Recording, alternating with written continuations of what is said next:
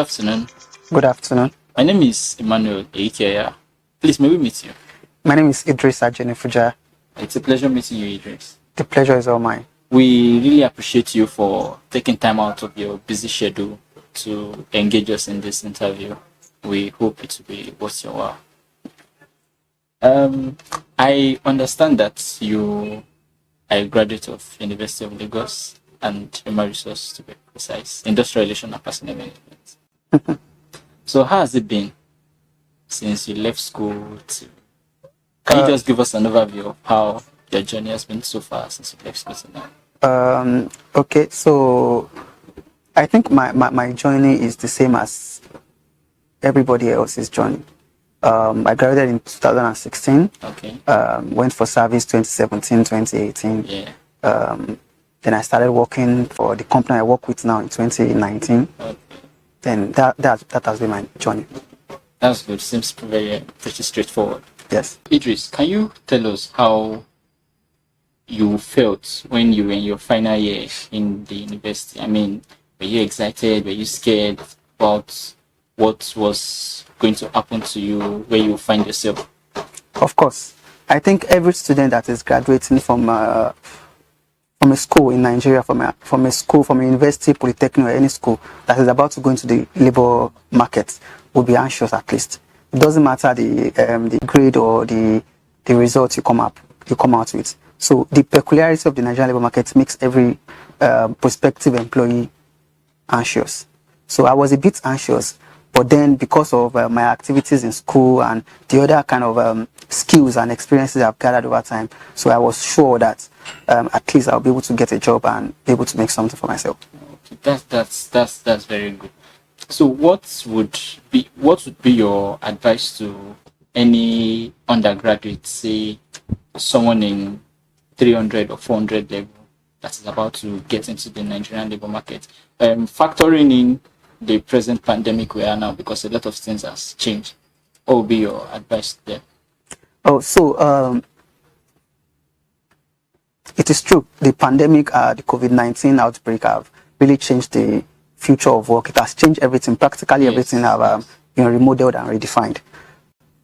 So for undergraduates that are approaching their final year or in their final year about to graduate, I think the most important thing for them is to try to acquire a lot of skills.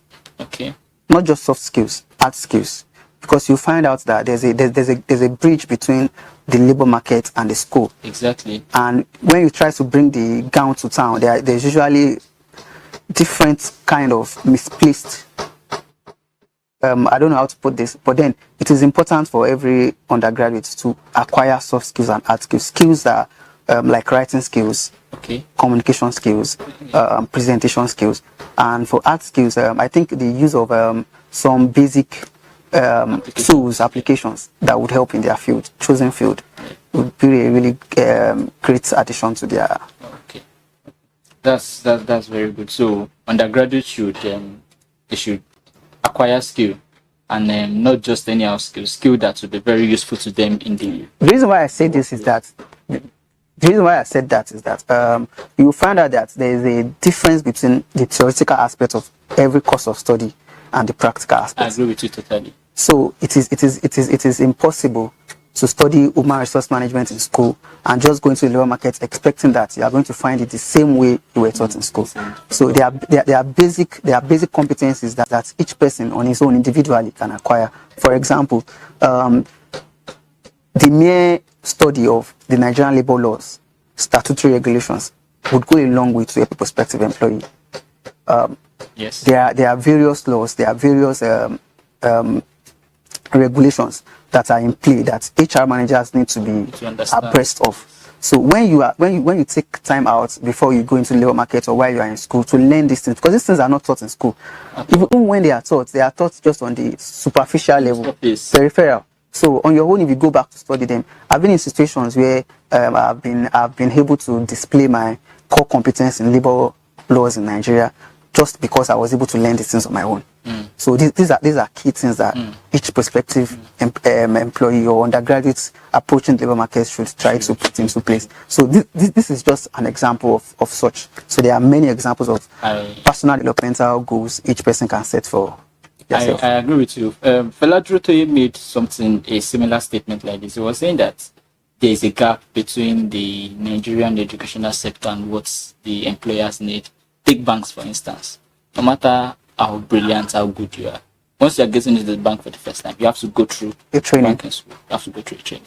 That's because most of the things that you need are not really taught in school. So, Idris, while you were discussing the other time, you mentioned that you studied Nigerian labor law in depth. I want to know, what role did the school you attended play in that quest for knowledge? Did you have the passion initially, or it was while you were in school you developed the passion for human resource? Fantastic. Like every other person that went through university in Nigeria, I'm sure you must have.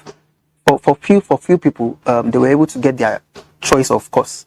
But for someone like me, I wanted to study law. Wow. Then I changed my mind after a year.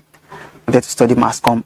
Then I later studied for human resource management. Now, it is important for me to point this out that initially I didn't know what human resource management is all about. I just knew the definition of the term. I didn't know what the course is all about. But when I started studying, when I started attending classes, reading books and texts, I found out that it is similar to law. So for someone that was passionate about law, I wanted to understand the legal aspects of the course. So that brought about my knack for the Nigerian labor law and relevant statutory regulations. Okay, thank you. As we know that the world is not the same as it used to be. So, Idris, please, can you tell us how important is the role of HR in business during and after this pandemic? Thank you very much, Emmanuel, for that question. To be clear, the role of HR have always been the same.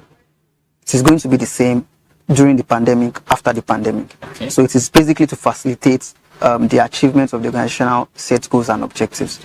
So, but then we have to also bring into mind that because of this pandemic and its unusual way of affecting the world of work, the role of HR have to be re-envisioned. Yes. So you understand. So for example, a lot of HR methods, a lot of HR approaches and strategies were designed to be implemented in a physical work environment. Yes. But now, because of the changing environmental issues, we need to start redefining the role of HR. So how does HR ensure that employees perform their duties even while they are at home? How does the HR ensure that employees are paid their fair wage even though we can't see them working? How do you determine deliverables? How do we determine execution? And how do we determine evaluation of performance? So these are discussions that are coming up into play. Now, you must also understand that this is not the first time we are talking about redefining the role of HR. We have been having discussion for a long time. Yes. But the pandemic has forced us to now reevaluate the need to have this discussion. Okay. So basically, the role of HR is the same. It's going to continue to assist the organization to achieve its set goals and objectives. Okay. Yeah. Thank you very much.